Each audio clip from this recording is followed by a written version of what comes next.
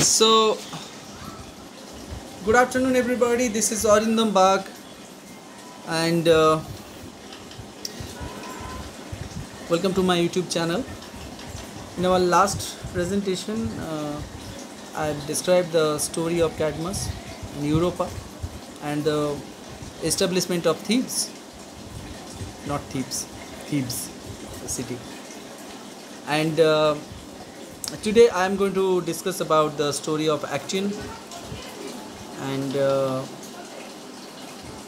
how he was killed. The lines that will be covered will be, please ignore any background noise because you know I am staying in my place, so obviously a lot of people is there. Just a minute. Okay, so here we are. We are at line number 138, and we have a character over here. His name is Actium. So who is Actium? Actium is basically the grandson of Cadmus. Now, back in those days, it was very common to go for hunting. So Actium also was doing the same thing. He had some hounds with him, some dogs. So there's been a brief introduction about the story. The story is like this: strange horns appeared on his forehead, and unfortunately his dogs considered him to be a stag or a deer, and they pounced on him and they killed him. So this is the story of Actium. Now, how this thing happened? Because dogs are known for their obedience. How could dog kill their master?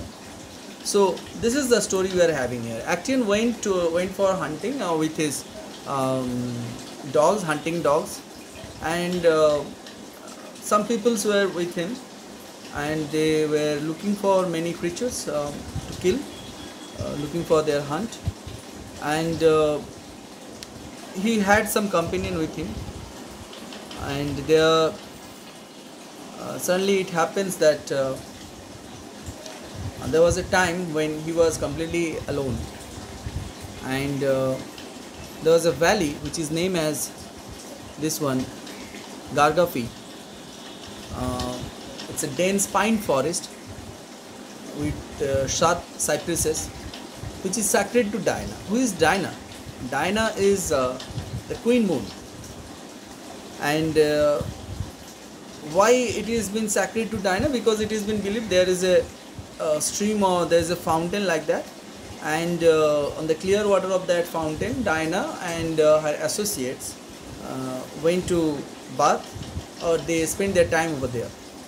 So it's been a sacred place, and there should not be any breach. No man should enter in that place, because that will, if they do that, then Diana might as a goddess might be offended, because any male character, any person without the permission of Diana or like her, if they enter there, then the high chances are there that Diana's chastity will be lost, and Diana is the goddess of chastity also.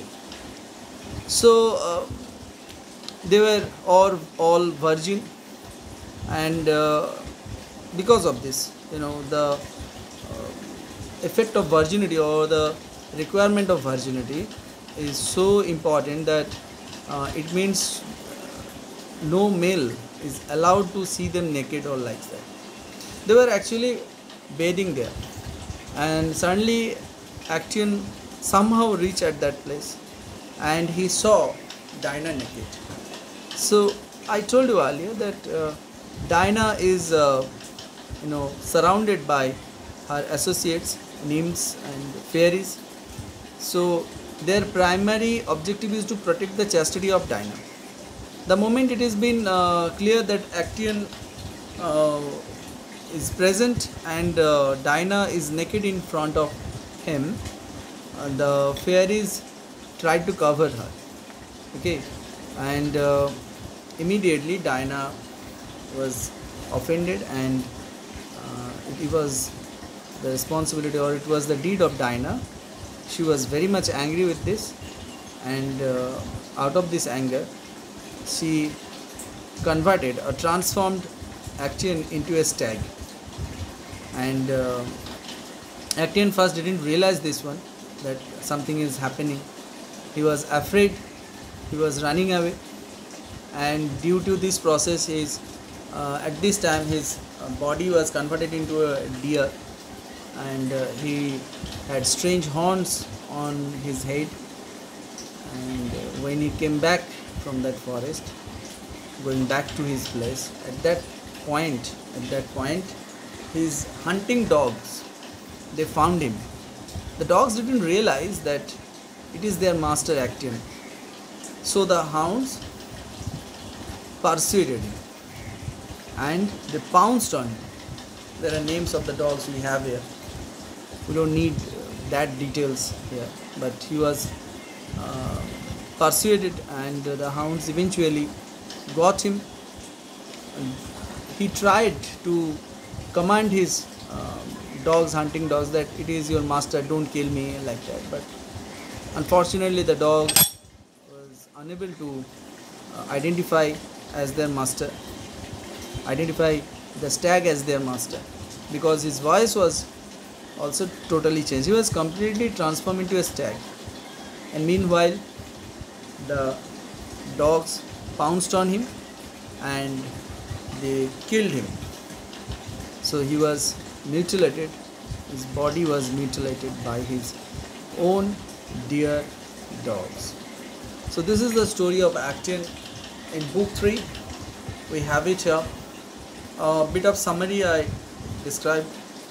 So I hope you understand the story. Just remember the story in this fashion, because there are so many names. You can see over here, you can see Lacan, Spartan, follows them a dog, well known for his strength and strong running, Elio, Storm.